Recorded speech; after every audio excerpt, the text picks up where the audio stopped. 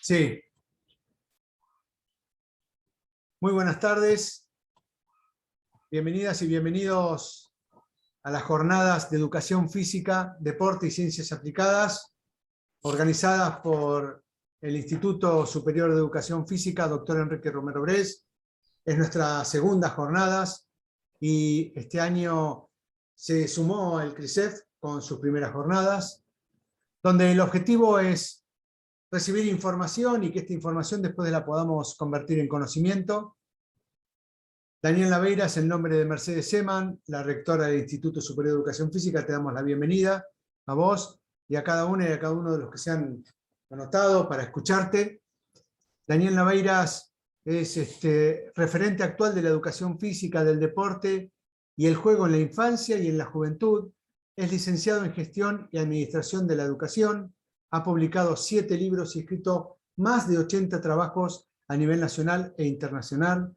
Ganador de 2 concursos internacionales sobre el tema y 2 menciones, una nacional y otra internacional.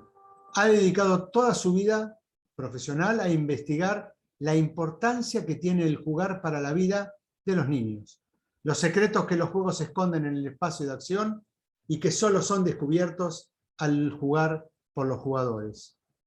Bueno, Daniel es un referente no solo del juego, sino de la educación física. Va cambiando los paradigmas y pateando puertas y cambiando y abriéndole la cabeza a la gente.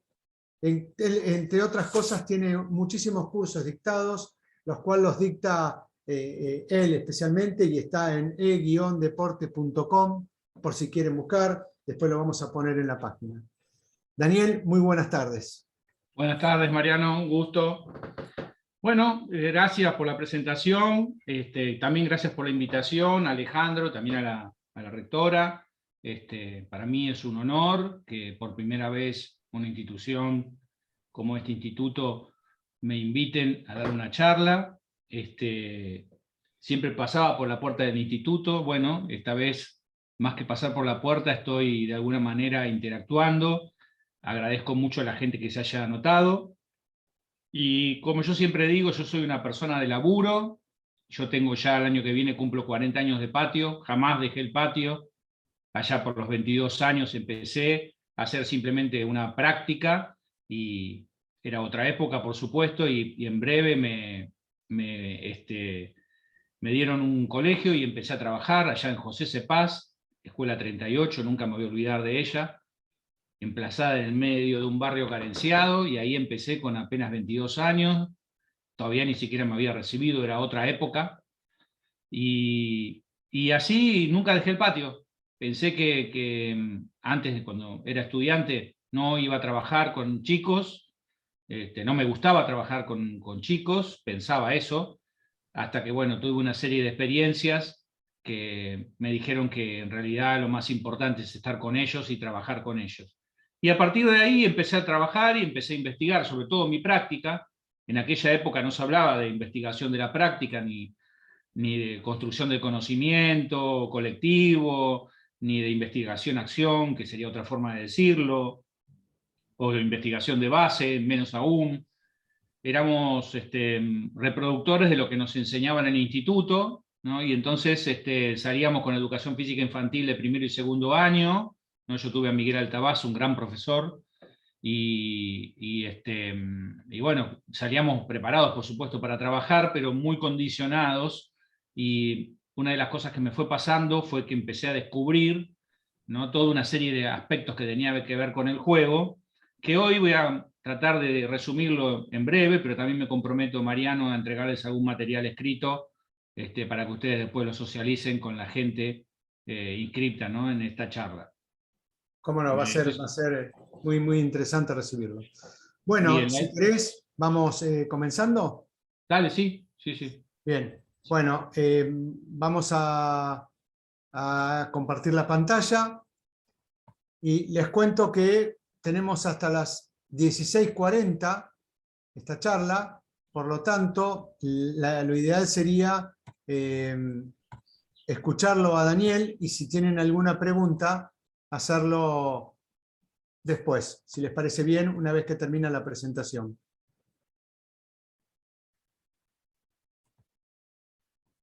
Bueno, Bien, ahí hay dos fotos que son de mi patio, digamos, este es mi último patio, tuve varios, ¿no? Y ahí estoy a la derecha de la pantalla, mirándolo de frente, ¿no es cierto? No, sería a la izquierda de la pantalla.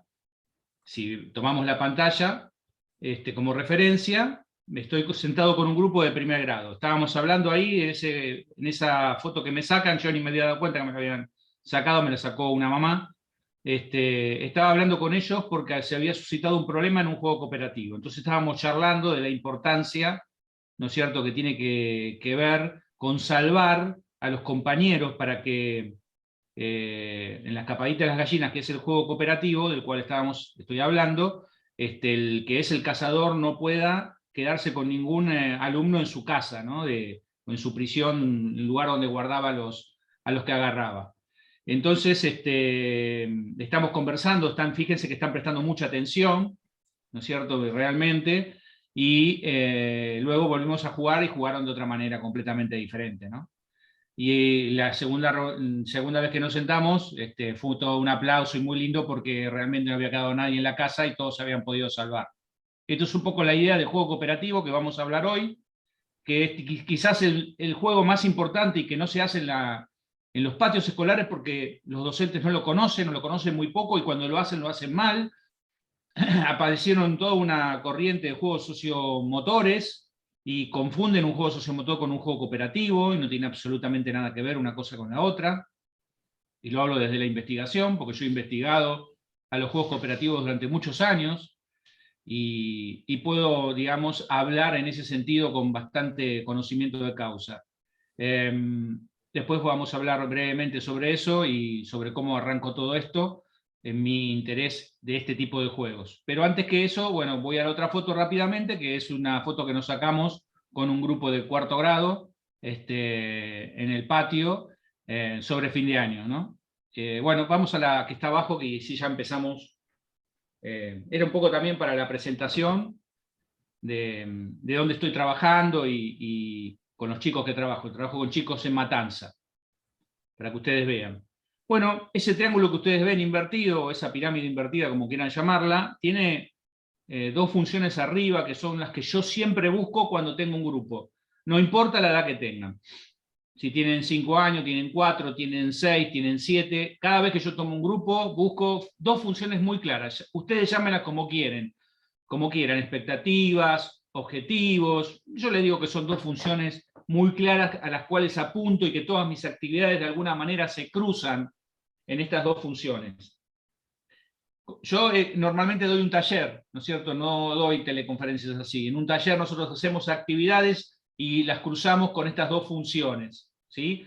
Normalmente a mí me gusta dar taller, pero en esta situación voy a traer algunos dibujos y algunas cuestiones para hacer como si estuviéramos jugando en el patio, ¿no? Y ver cómo de alguna manera cómo estas dos funciones siempre se van a ir cruzando, ¿sí? Bueno, mejorar las relaciones interpersonales en los alumnos es una clave fundamental, ¿sí? Entonces siempre voy a estar intentando esta mejora, siempre. No importa si hay competencias, si no lo hay, si pongo más juego cooperativo para que mejoren estas relaciones interpersonales, cosa que hago, ¿no? Es decir, más o menos en mi año de trabajo un 40% está dedicado a las actividades cooperativas, ¿sí? Entonces un 40% de mi planificación tiene que ver con eso. Y el resto es cómo yo dialogo con el grupo, cómo charlo, pocas palabras, no mucho, bien concreto, porque los chicos, si no se cansan, se aburren, ¿no? El bla, bla, bla no va con los alumnos, y menos con chicos del conurbano bonaerense, ¿sí? No quieren tanto. Entonces, una vez que aprenden a confiar en uno, sí, se van a abrir más a escuchar y a hablar, y a intercambiar, ¿no? Y de alguna que aprendan a reflexionar sobre sí mismos. Es el otro punto fundamental, ¿no? Si hacen algo mal, si cometen alguna falta, si se equivocan en alguna situación, bueno, llevarlos a la reflexión constantemente. Son dos puntos fundamentales. El juego fuerza mucho estas dos situaciones. Entonces, por eso es muy importante que tengan un gran bagaje de juegos para utilizar, que normalmente se tienen que programar mucho antes. Normalmente yo en febrero me siento y pienso todas las propuestas que puedo llegar a hacer, las preparo durante todo ese mes, ¿sí? Para ver en primero o en segundo qué voy a hacer. Yo tengo de primero a cuarto, yo trabajo primero y segundo, tercero, cuarto, y trabajo primero, segundo y tercero en algunos aspectos como primer ciclo de trabajo también. Cuarto ya lo relaciono más con el trabajo que hace el otro docente que está en quinto y en sexto, ¿sí? Trabajamos en bloque ahí en esa etapa. Entonces todo ese trabajo en conjunto, digamos, tiene que ver con estos dos aspectos, porque lo importante es que formen parte del grupo. Si los chicos forman parte del grupo, están en una situación de aprendizaje, y esto lo relaciono con un ambiente resonante, ¿no? Siempre supimos los docentes, siempre lo supimos, que es importante, ¿no? Que el ambiente sea de aliento, de aprendizaje, de intercambio, de afecto con los alumnos, siempre lo supimos, entre los propios compañeros y con el docente. Siempre lo supimos, no era necesario leer ningún libro de eso, lo sabemos todos, pero ¿qué es lo que ocurre normalmente con este aspecto? Nunca se supo en cifras reales. Las neurociencias trajeron mucha ciencia a lugares o espacios de la clase que antes no estaban. Y hoy sabemos que un chico que está en un ambiente resonante, comparado con un chico que está en un ambiente disonante, tiene este alumno del ambiente resonante, tiene un 50 y un 70% más de capacidades para aprender. No hablemos más, entonces. Ya no podemos hablar más, ¿no es cierto?, de que si es importante o no importante generar un buen ambiente resonante. Es fundamental, fundamental. Por eso aquí aparecen 3 principios que me parece que son claves también y que deben ser utilizados en las clases, ¿no? Por lo menos yo lo he utilizado y me ha servido mucho. Instalar la alegría, fundamental. Fundamental, primer principio, instalar la alegría. Si ustedes no instalan la alegría en el espacio de acción, cuando están con sus alumnos, en el buen sentido, por favor no lo tomen mal, bueno, se están equivocando, ¿sí? Están mal. Quizás tengan que pensar si realmente, ¿sí?, están en el espacio adecuado para trabajar. Tendrán que cambiarlo. Si nacieron para esto, porque para esto se nace, yo creo que de alguna manera se nace, yo no lo tenía claro, lo descubrí cuando empecé a hacer mis prácticas como estudiante, entonces no sirve de otra forma, es así, ¿sí? Instalar la alegría. Los chicos tienen que llegar a la clase y tienen que divertirse, pasarla bien, tener un buen contacto con el docente, ¿sí? Que sea afectivo, como decíamos antes, resonante. Instalar la alegría. El otro, protección del jugador. El segundo principio, fundamental, proteger al jugador. ¿Cómo se lo protege al jugador? Sabiendo yo qué estoy aplicando como juegos y qué dinámica tienen los juegos, ¿no?, que yo estoy utilizando, y de qué manera los tengo que utilizar y cuándo los tengo que utilizar. Fundamental, si no cualquiera podría ser docente. Y de última, les digo, si no lo supiéramos, estaríamos simplemente siendo animadores de una fiesta que sería en este caso la clase. Pero no somos animadores ni animadoras de una clase, somos realmente educadores, y entonces al ser educadores debemos que tener claro bien lo que hacemos, ¿sí? Muy bien. Entonces el segundo principio de proteger al jugador tiene que ver justamente con saber lo que estoy haciendo, qué juego estoy dando y cómo lo estoy dando, ¿sí? Y en qué momento. Por eso yo les decía que en el mes de febrero me siento para ver todo el bagaje de actividades que yo voy a dar durante el año. O si estoy muy presionado, porque en un momento estaba trabajando en la colonia, bueno, hacía la mitad del año, ¿sí? Bien.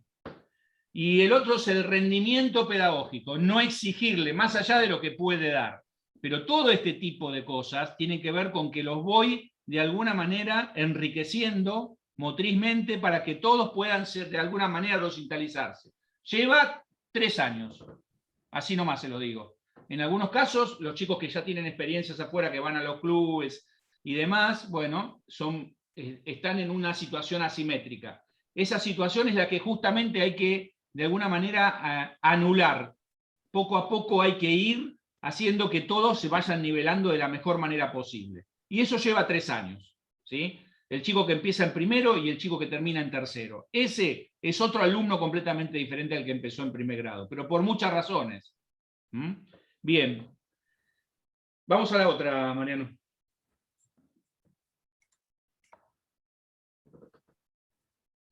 Decime cómo voy en tiempo, porque... Lo que pasa es que es muy entretenido. Yo te voy a ir avisando, quedé tranquilo. Bien, ahora, piensen en lo siguiente.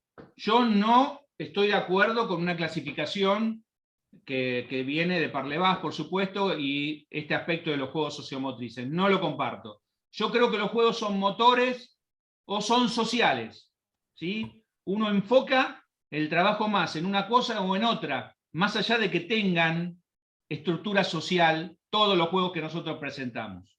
Mi estudio en el patio, mi investigación en el patio, que lleva muchos años, me dice esto. Pero bueno, a veces las corrientes europeas, ¿no es cierto?, terminan de alguna manera imponiéndose a través de un diseño curricular, pero yo creo que si empezamos a trabajar, de hecho yo estoy en una región donde si empezáramos a preguntar, yo creo que muchos no se fijan en este aspecto sociomotor, sino que se fijan en lo motor. Y acá tengo que hablar sobre dos grandes conceptos que aparecen, ¿no es cierto?, al analizar el jugar de las personas, ¿sí? Y en este caso de los alumnos, ¿no? El jugar es como yo descubro, ¿no es cierto?, y por eso el título de la ponencia, ¿no es cierto?, en el jugar es donde yo descubro estos aspectos que el juego de alguna manera pueden llegar a beneficiar a los alumnos. Cuando digo jugar me refiero al espacio de acción, ¿sí? El espacio de acción, que es un término que yo acuñé, digamos, de hace ya muchos años, cuando estaba investigando los juegos sociales, el espacio de acción es ese interactuar que construyen solamente los jugadores y que nunca es igual. Nunca es igual. ¿Sí? Siempre es diferente, como pasa con los deportes de conjunto. Entonces, nunca las jugadas son iguales. Entonces, bueno, acá lo mismo, el interactuar de los jugadores es diferente. El que frenó para un lado puede frenar para el otro, el que cambió de dirección, el que entró por un canal o el que entró por un agujero, como dice un alumno mío, ahora no quiere entrar por ese agujero y entra por el otro. Entonces, siempre hay una gran diferencia en ese jugar. En ese jugar, ese espacio de acción siempre es diferente, pero podemos analizar muchas cosas que sí pasan seguro, ¿no? Y acá es lo que yo me interesa marcar como el segundo concepto, del cual todavía no se está hablando mucho, o no se piensa mucho, porque todavía no hay ningún material. Yo estoy trabajando en un material donde distingo en el jugar el primer concepto y el segundo concepto que tiene el jugar, ¿sí? El jugar siempre tiene esos dos conceptos. El docente tiene que saberlos, tiene que conocerlos, ni hablar del futuro docente. Entonces, ese docente ve a chicos jugando, pero ahí, y después vamos a dar varios ejemplos para verlo, ahí aparecen un montón de cosas que si uno no está acostumbrado, no lo ha investigado, no lo puede llegar a ver, pero existe. Y es esto que ustedes están viendo acá en este cuadro, ¿sí? Este cuadro que está apareciendo acá, ¿no?, de alguna manera tiene, como decía yo, el juego dividido en dos campos bien concretos, que es lo motor y lo social dividido en juegos sociocooperativos y sociolúdicos o socioagonísticos, dos grandes niveles de juego, de tipos de juego que yo uso mucho. Por supuesto que para los sociocooperativos no tenemos tiempo para desarrollarlo. A mí me llevó 10 años investigarlo. 10 años de mi trabajo en el patio llevó determinar cómo eran los juegos sociolúdicos y empezó por una simple pregunta: ¿por qué a los chicos les gustaba jugar ese tipo de juegos? Resulta que me costó 10 años contestar esa pregunta, ¿sí? Bueno, o más de 10 años. Aún así todavía no la terminé de contestar del todo, pero así es la investigación. Y la otra, los sociocooperativos, que me llevó 4 o 5 años de trabajo, pero porque ya estaba mucho más canchero en el trabajo de investigación con todo lo que había hecho en el patio con los sociolúdicos. Y después están los juegos motores, que bueno, en algunos casos se los llama sociomotrices, a estos tipos de juegos, que somos los que usamos siempre nosotros muchísimo en el patio, quizás demasiado, ¿sí? Entonces, ahí tienen en lo motor tienen 3 grandes planos, que es la estructura social, que este es el segundo concepto, ¿no es cierto?, el concepto del cual estoy hablando, que es la estructura social, ¿no?, que es segundo concepto, pero que hay otras cosas más que ahora lo vamos a ver, ¿no?, que es cuando el alumno, el jugador depende de sí mismo, depende del otro, depende de los otros, ¿no? Más abajo aparecen las acciones positivas fundamentales, que ahora las vamos a desarrollar, ¿no? Con algunos ejemplos, y las reglas comprensivas y las reglas limitantes. Normalmente estos juegos vienen con muchas reglas limitantes y el docente puede interactuar, ¿no es cierto?, en este campo de acción tan interesante, que vamos a dar un ejemplo bien concreto ahora en breve sobre un juego, sobre el cual yo me di cuenta que tenía que hacer algo, ¿no? Y entonces ahí aparecen, ¿no es cierto?, las reglas comprensivas. Están los dibujos y vamos a ver ese juego para que ustedes se den cuenta. Eso termina de alguna manera estableciendo esta cuestión de la acción motora y social que tiene este juego, pero fundamentalmente motora. ¿Por qué digo esto? Porque esto tiene de alguna manera una relación piramidal, ¿no? Es decir, no voy a decirles algo que no tengo sustento, no tengo fundamento. Esta relación piramidal es que tiene, imagínense una pirámide con 3 capas o 3 pisos. En el piso de abajo, que es la base para los juegos motores, están justamente la exigencia motora, la exigencia coordinativa, la exigencia condicional de las capacidades físicas como la fuerza, la velocidad, la resistencia. Ahora se la llama, bueno, en algunos casos tiene una variante de capacidades corporales, es una posibilidad de capacidades corporales. Se la ha llamado de diferentes formas, ¿no? Capacidades condicionales, capacidades, cualidades físicas, se la ha llamado de definir, pero la cuestión es que sigue siendo la fuerza, la velocidad, la resistencia y la posibilidad de alguna manera que la flexibilidad tiene para unir estas cuestiones en los núcleos de movimiento y los grandes grupos musculares, en el momento de la acción. Entonces esto es si me quedé quieto, Mariano, ¿sí? Ahí, está bien. un gusto, bien. Bien, entonces, en el medio está lo psicológico, ¿sí? Y arriba está lo social. Entonces, decimos que siempre hay una cuestión, una relación tripartita, ¿no es cierto?, una pirámide de ajuste de tipo psicológico, social y motor, o condicional y funcional. Entonces, eso es el segundo concepto que hay que tener en cuenta. ¿Cómo analizamos? Nosotros decimos cómo aplicamos un juego, qué importancia tiene, cómo lo podemos utilizar en el patio, sabiendo primero si conforma una pirámide de este tipo como segundo concepto. El primer concepto es sencillo porque justamente el primer concepto lo que hace es una organización externa, ¿no?, que uno puede ver del juego, ¿no? Entonces, en una mancha está organización externa, ¿no?, que daría, digamos, el tipo de organización, ¿no?, del juego. En este caso, que puede ser masiva, uno con todos, todos con uno, todos con todo, esa organización y otras suborganizaciones que pueden surgir ahí, 2 o 3 con todos. Bueno, todas esas variantes que puede haber, ¿no es cierto?, son de alguna manera, y con un grupo contra otro grupo, aún dependiendo por sí mismo, ahora lo vamos a ver en la clasificación, de alguna manera eso está marcando, ¿no?, esta forma, digamos, este primer concepto que uno ve, ¿no? Pero detrás de eso hay todo un aspecto, ¿no es cierto?, social, psicológico y condicional. Lo condicional está claramente marcado en los juegos motores por la gran exigencia que hay de las cualidades físicas, coordinativas y demás, o capacidades coordinativas. Y luego lo psicológico es algo muy importante para tener en estos juegos, en claro, por eso está en el medio, que tiene que ver justamente con la expectativa sobre el otro. Estos son juegos que generan una gran expectativa sobre el otro. ¿Qué es lo que el otro hace bien y qué es lo que el otro hace mal? Y se lo marcan y hay justamente una presión muy grande, y aquel que no tiene todavía unas buenas condiciones, que no se ha desarrollado todavía bien, que necesita más trabajo, ¿no es cierto?, para formar parte de ese grupo de juego, resulta que no tiene buen pie, que no tiene buena mano y que necesita desarrollar todos sus ajustes motores, sus estructuras funcionales, que ya sabemos cuáles son, que ahora después lo vamos a ver también. Entonces, todo esto hace que ese nene o esa nena, y acá lo tengo que decir, disculpen, pero las nenas en este sentido están bastante atrasadas, ¿no es cierto?, hay que trabajar mucho con ellas.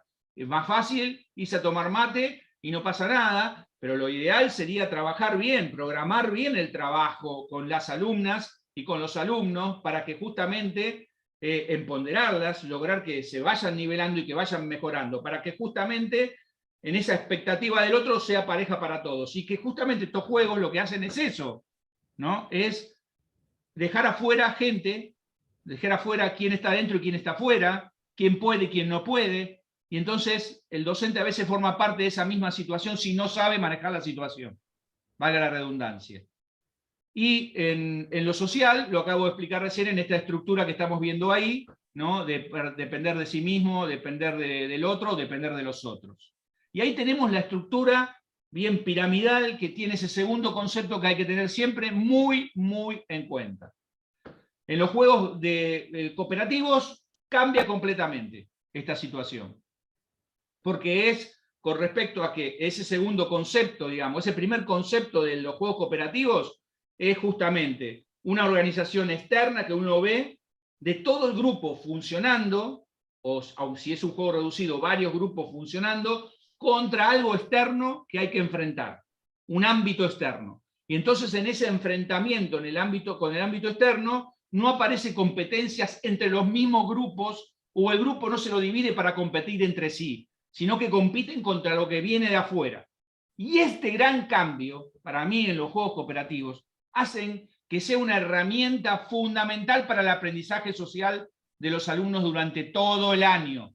Por eso repito, el trabajo debe incluir, todo el trabajo de ustedes debe incluir muy bien los juegos cooperativos, ¿sí? Un 40, un 50% del trabajo en el año deben llevar este aspecto lúdico. Bien.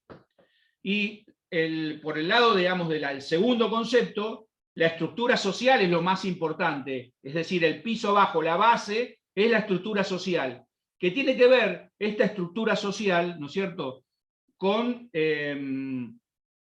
la dependencia de todo el grupo, ¿sí? Es decir, acá todo el grupo colabora, funciona de alguna forma para enfrentar lo que viene de afuera. Y no es importante quién enfrenta o quién, si uno señala o hace una situación o hace un gol, no importa eso. Lo que importa es que todos participen y aporten lo que puedan para poder jugar. Aparece en el medio el aspecto, digamos, psicológico, que es la participación de la cual hablábamos antes, pero que en este caso lo psicológico es lo que de alguna manera genera ese gran impacto, ¿no es cierto?, de formar parte de la acción del grupo, en este caso jugando, y finalmente arriba lo condicional o lo coordinativo condicional o funcional, que no es tan exigente en los juegos cooperativos. Por eso no pasa a ser un elemento de medida, ¿sí? No pasa a ser, no genera expectativas sobre el otro. Las expectativas son pura y exclusivamente dadas por la participación, ¿sí? Bien, vamos a otra, Mariano.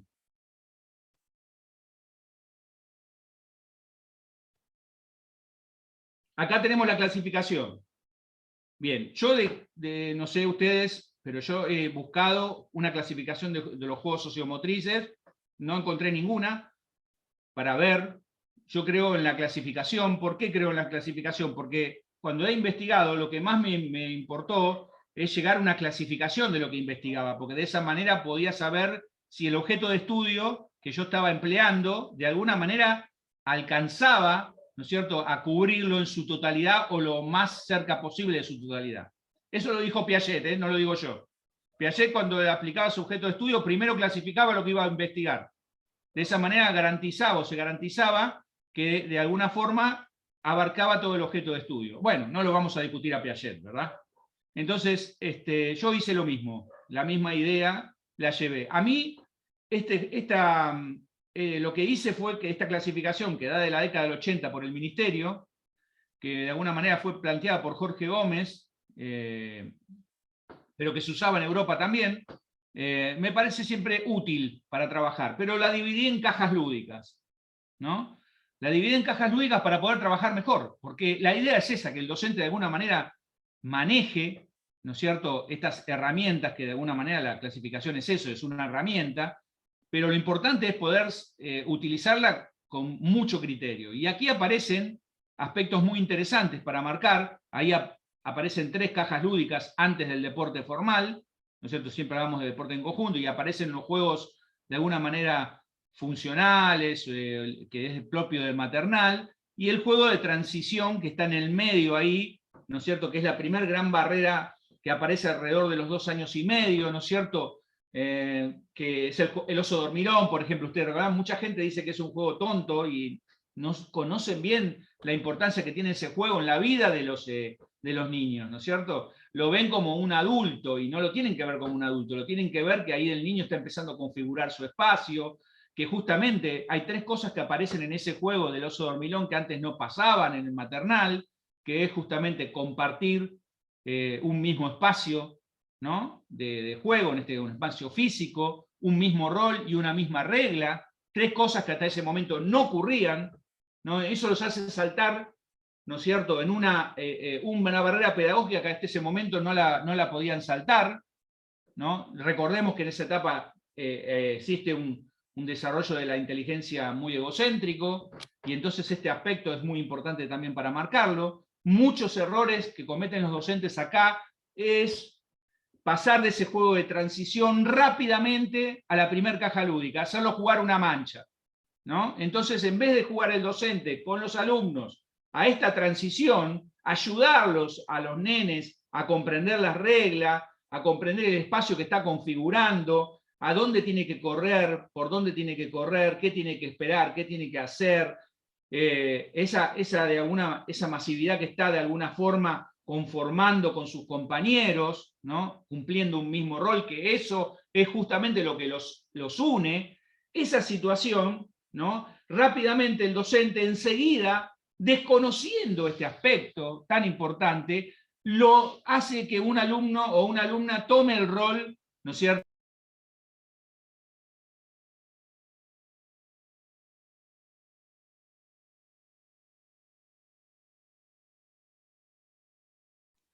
¿Qué pacho, qué pacho? Bueno, vamos a esperar un ratito. Me parece que se nos fue. ¿Cómo está, Mariano? ¿Cómo andás? Sabés que te tenía ahí, no quería saludarte, interrumpir. Bien, muy bien. Muy bien. Bueno, me Un gusto alegro. verte. Igualmente, un abrazo. ¿Hace También un cuánto que no gustazo nos verte. vemos? Hace Sí, es como... un montón, ¿eh? Sí. No voy a decir porque hay muchos chicos los que están escuchando, pero fácil, 10 años como mínimo, seguro. Sí, 10 años como mínimo, seguro. Ahí vamos a esperar. Sí, qué bueno verte. Igualmente, te esperamos por Jujuy. Solamente tienes que hacer una propuesta. Sí, sí, sí. Ahora De estoy... acá, Sí, sí. más vale. Sí, sí. A ver qué pasa con Dani. Vamos a esperar un poquito. Como decía, Tuzán puede fallar. Les pedimos un poquito de paciencia. Ahí está, ingresando de nuevo.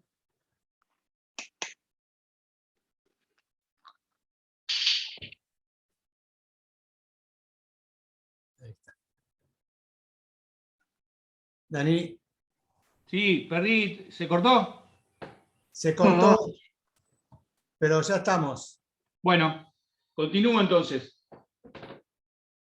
Bien, entonces estaba diciendo la importancia que tiene y que lamentablemente no lo ayuda el docente o la docente, no lo ayuda el nene de jardín, y entonces pasa que muchas veces uno ve este tipo de juegos que los nenes corren para todos lados y no comprenden, ¿no es cierto?, la situación lúdica en la cual están de alguna manera participando.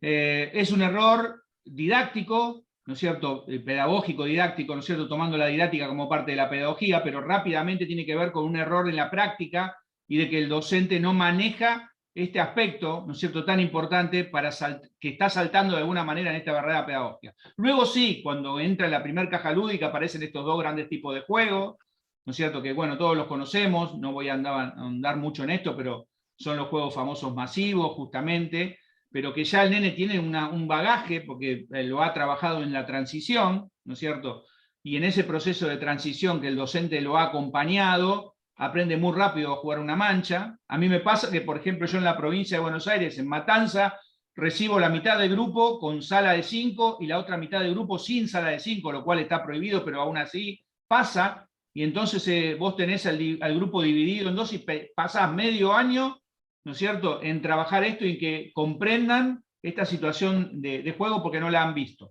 Entonces no han tenido sala de 5, no han tenido sala de 4, menos, nada han tenido de nivel inicial.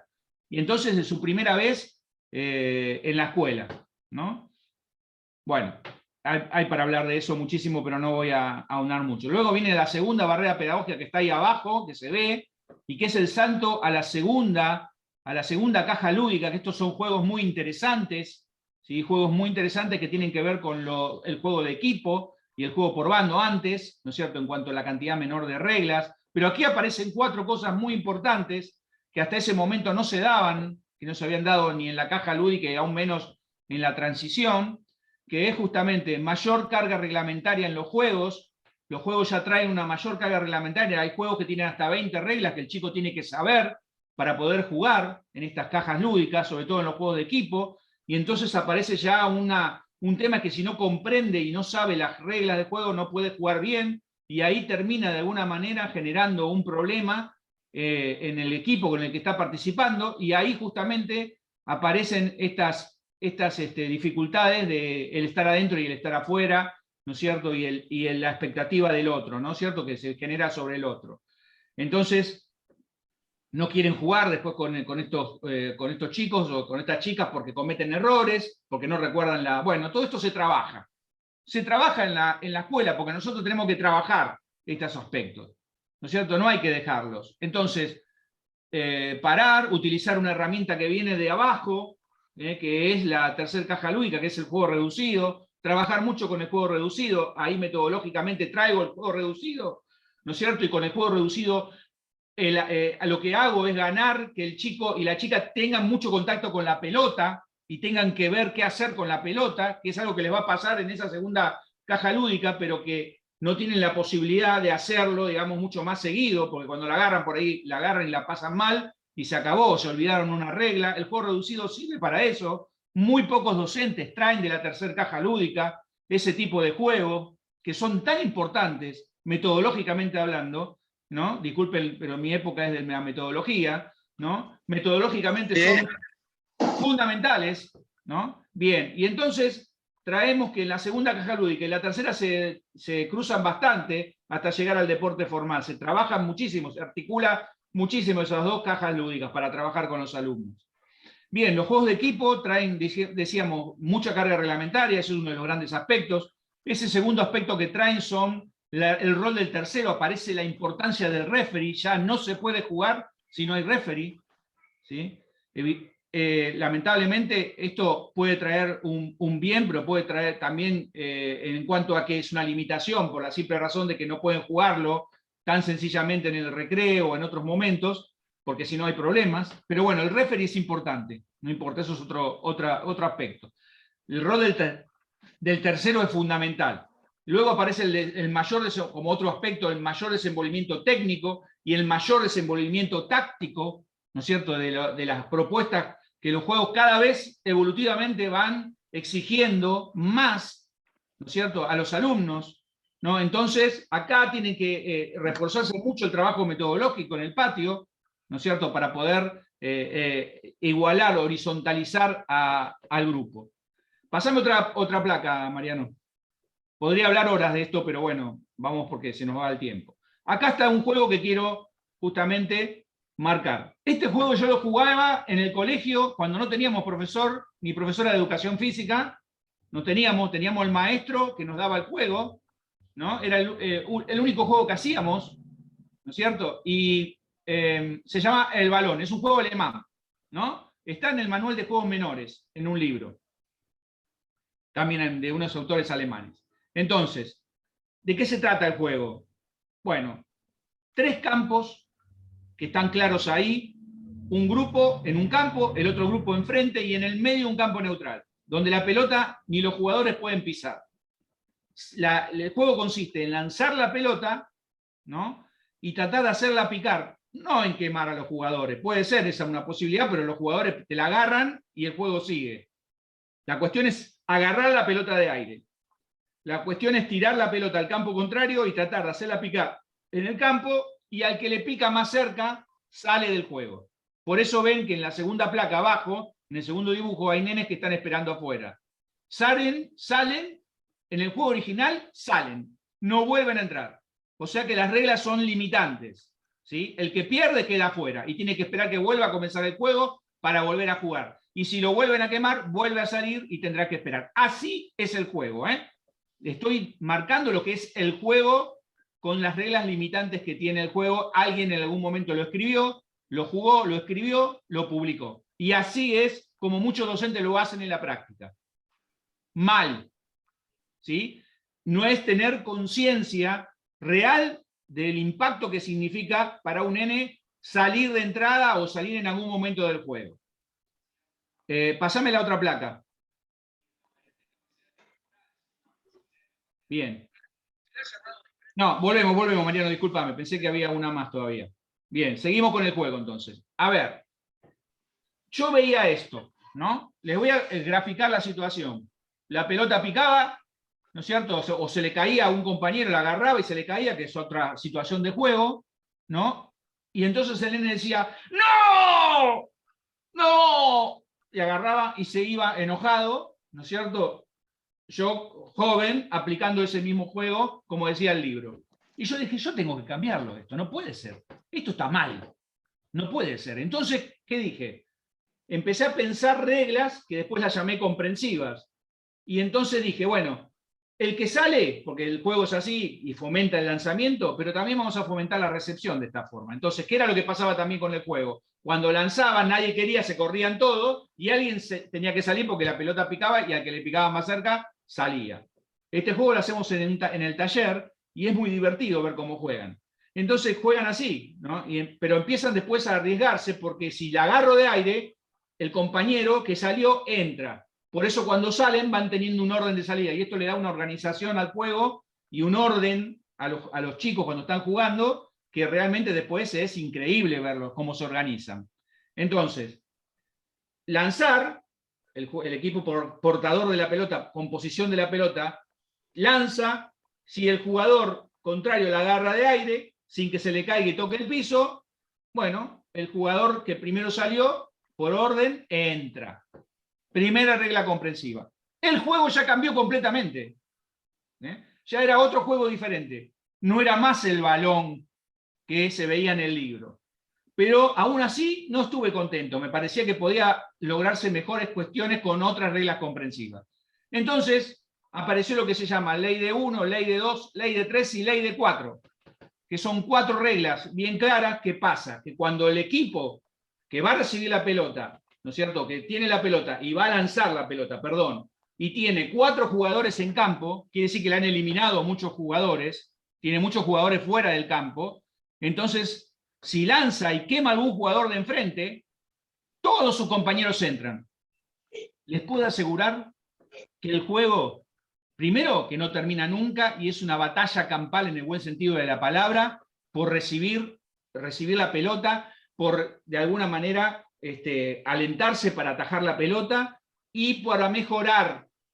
¿Sí? Cada vez después buscamos lanzamientos y recepciones en la práctica, en lo metodológico, cada vez ir mejorándolos en el lanzamiento y en la recepción. ¿Sí? Porque sabemos que después jugamos mejor. Bien. Dani, 2 minutos. Ah, bueno. Bueno, pasame a la otra.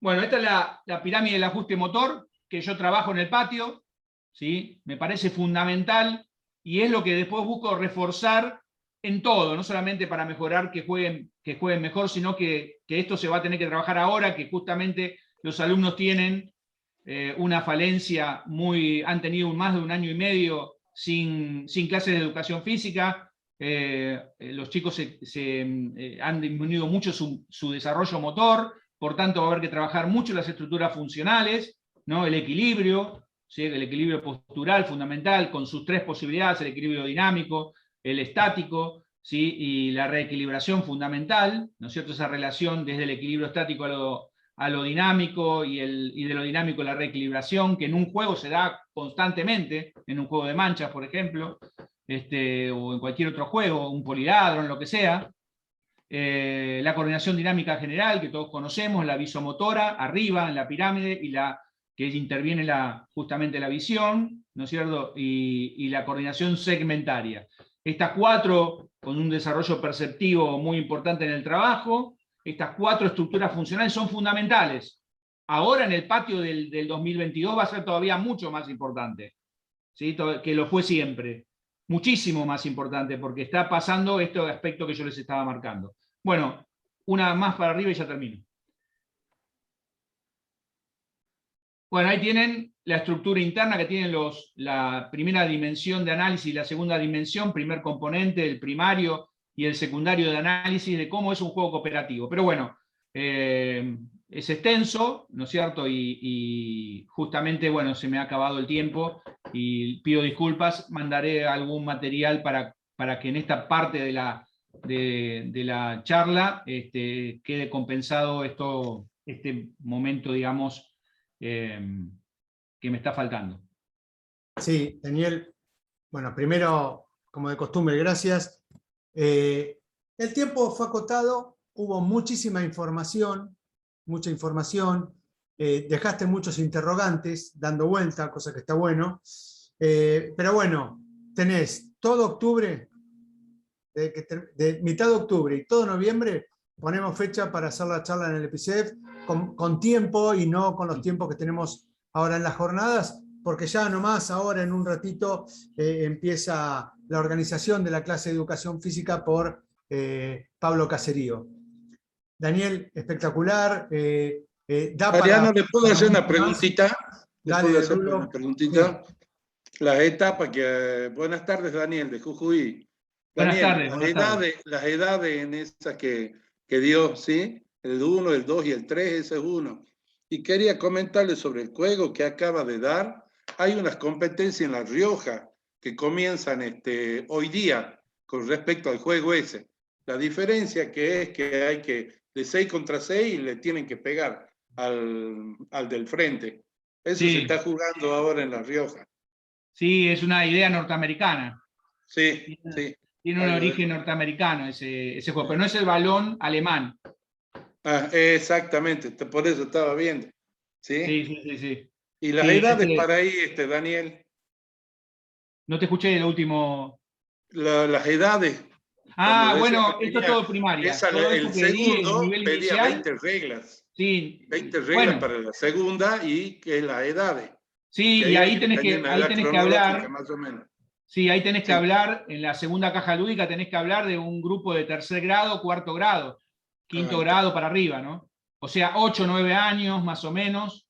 Ya en los 8 años ya los juegos de bandos, ¿no es cierto? Ya empiezan a jugar juegos de bando importantes y ya los vas mechando, digamos, con algún juego con menos reglas de los de equipo, ¿no? Pero si haces un armador tiene muchas reglas, por ahí tiene menos, tiene 12 reglas, no sé, no me acuerdo ahora mentalmente, pero tendría 10 o 12 reglas y eso puede jugarlo por ahí un nene de cuarto, ¿no es cierto? Cuarto y quinto grado es el punto clave para hacer es el cuarto y quinto yo te digo que trabajo en bloque con el profe, en el otro profe que trabaja quinto, sexto, ¿no es cierto? Y cuando hacemos cuarto y quinto, ahí es un momento, digamos, clave para esto, para la incorporación de las reglas y la preparación para el deporte, ¿no? Un deporte tiene muchísimas reglas, justamente es altamente arreglado. Exactamente. Muchísimas gracias. No, ha sido un gusto. Muy bien la Saludos a la gente de La Rioja. Rulo, te mando un abrazo, Rulo querido. Gracias, Mariano. Dani, espectacular, como de costumbre, tengo siempre más ganas de escucharte. Nos queda poco tiempo, me quedo con instalar la alegría, proteger al jugador y el rendimiento pedagógico, que fue lo que mencionaste. Muchas gracias. En nombre de Mercedes Seman, la rectora del Instituto Romero Bress, te agradecemos muchísimo y ya en un ratito comenzamos con la anteúltima charla de estas jornadas. Daniel, como de costumbre, jerarquizando la educación física. Un abrazo grande. Un gran abrazo a todos, gracias. Lo mismo, muy buenas noches. Rulo, querido, espero que nos veamos a la brevedad. Bueno, esperamos Rulo. Material. Dale, cómo no. Hasta luego, chicos. Sí. Gracias, muchas gracias. No tengo tiempo.